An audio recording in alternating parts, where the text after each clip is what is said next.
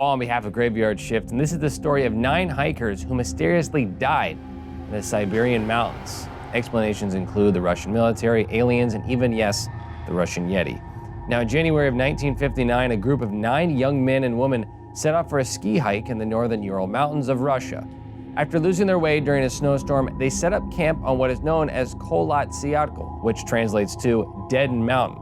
When the group didn't return, their families demanded a rescue, and what investigators found remains a mystery to this day. Now, their abandoned tent was ripped open from the inside. Their footprints in the snow indicated they were wearing socks, only one shoe, and even barefoot, and the tracks were covered with snow after 1,600 feet.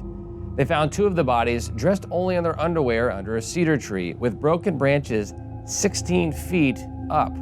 3 more corpses were found at separate distances and poses that suggested they were trying to return to their camp.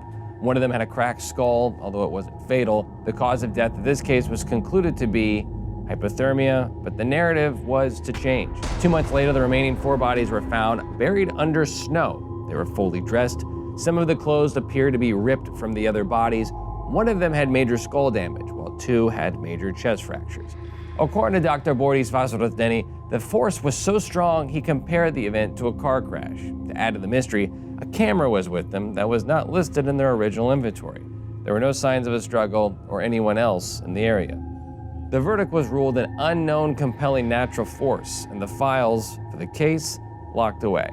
Over 30 years later, when the files were released, some of the pages were missing. There was no information on their internal organs, and high doses of radiation contamination was present on their skin and clothes. And on the night of the incident, strange orange spheres were reported to have been seen in the sky.